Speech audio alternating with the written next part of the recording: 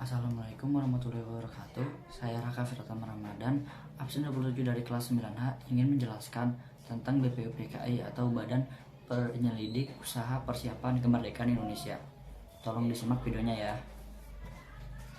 BPUPKI atau Badan Penyelidik Usaha-Usaha Persiapan Kemerdekaan Indonesia. Daftar isi dari sejarah BPUPKI, latar belakang pembentukan BPUPKI, tujuan BPUPKI, tugas BPUPKI, dan sidang 1 dan 2. Dimulai dari sejarah BPUPKI. Dimulai sejak Jepang membentuknya pada 29 April 1945. BPUPKI dibentuk di Jepang bertepatan dengan hari ulang tahun Kaisar Hirohito. Dalam bahasa Jepang, BPUPKI disebut sebagai Dokuritsu Junbyu Chosakai. Adapun juga tujuan pembentukan BPUPKI adalah sebagai pemenuhan janji Jepang untuk memberikan kemerdekaan bagi Indonesia. Yang kedua, latar belakang pembentukan BPUPKI. Posisi Jepang yang semakin terdesak karena Perang Asia Pasifik pada akhir 1944 melatar belakangi dibentuknya BPUPKI. Ketika posisi Jepang terdesak, rakyat Indonesia pun semakin gencar melakukan pemberontakan untuk menuntut kemerdekaan. Dalam kondisi tersebut, Jepang pun memutuskan membentuk BPUPKI sebagai wujud memenuhi janji untuk memberikan kemerdekaan kepada rakyat Indonesia.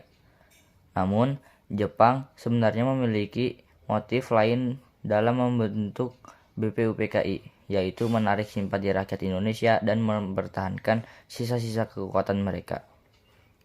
Dengan membentuk BPUPKI, Jepang berupaya membuat pribumi percaya bahwa mereka adalah pembebas Indonesia dari penjajahan pemerintah kolonial Belanda dan sekutu. Bukan hanya itu, Jepang juga masih berharap Indonesia bersedia membantu mereka dalam Perang Asia Pasifik melawan sekutu. Yang ketiga, tujuan BPUPKI. Pembentukan BPUPKI oleh Jepang memiliki tujuan berikut ini. 1. Menarik simpati rakyat Indonesia untuk membantu Jepang dalam melawan sekutu. Kala itu, Jepang menjanjikan kemerdekaan dan melaksanakan politik kolonial pada 1 Maret 1945. Tujuan yang kedua, mempelajari dan menyelidiki sesuatu yang berhubungan dengan pembentukan negara Indonesia merdeka atau mengenai tata pemerintahan Indonesia merdeka. Berikutnya ada tugas utama BPUPKI adalah mempelajari dan menyelidiki hal penting yang berhubungan dengan berbagai hal menyangkut pembentukan negara Indonesia. Selain itu, BPUPKI juga memiliki beberapa tugas lain meliputi 1. Membahas dasar negara Indonesia. 2. Sesudah sidang pertama, BPUPKI membentuk reses selama 1 bulan.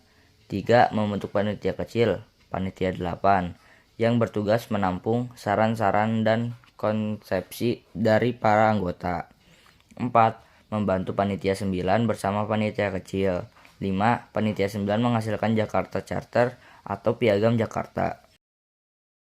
Yang terakhir ada sidang BPUPKI. Selama perjalanannya, BPUPKI melakukan sidang sebanyak 2 kali, yakni pada 29 Mei 1945 sampai 1 Juni 1945 dan 10 Juli sampai 17 Juli 1945. Sidang pertama BPUPKI berlangsung di gedung Chuo Sangi-in, Jalan Pejambon 6, Jakarta. Gedung Chuo Sangi-in sekarang menjadi Gedung Pancasila. Dalam sidang pertama BPUPKI yang dimulai pada 29 Mei 1945 dan berakhir pada 1 Juni 1945, dibahas perumusan dasar negara Indonesia. Dalam sidang BPUPKI pada 29 Mei 1945, Mohyamin hanya mengusulkan 3 dasar, yaitu permusyawaratan, perwakilan, dan kebijaksanaan.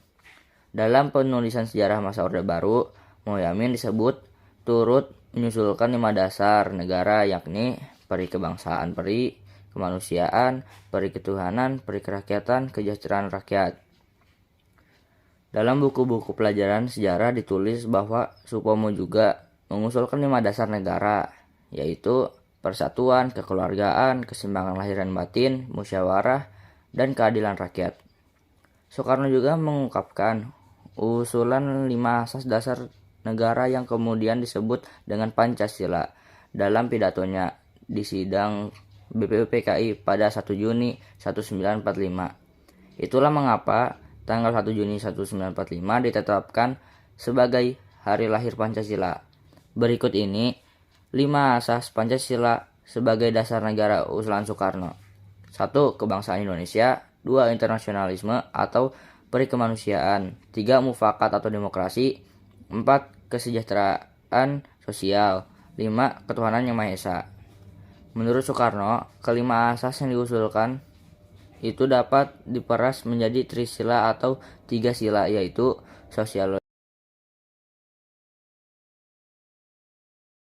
sosionalisme, demokrasi, ketuhanan, dan kebudayaan. Setelah itu, pada 10 sampai 17 Juli 1945, BPUPKI kemudian menggelar sidang kedua di gedung Chusanyin. Sidang kedua BPUPKI menghasilkan rancangan Undang-Undang Dasar atau UUD negara yang disetujui pada 16 Juli 1945. Adapun isi rancangan UUD 1945 adalah 1. Pernyataan Indonesia Merdeka. 2. Pembukaan yang memuat Pancasila. 3. Batang tubuh Undang-Undang Dasar yang tersusun atas pasal-pasal.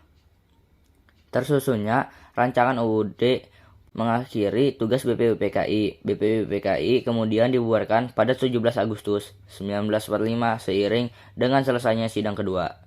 Setelah itu, BPUPKI melapor kepada Jepang dan dibentuk Panitia Persiapan Kemerdekaan Indonesia atau PPKI.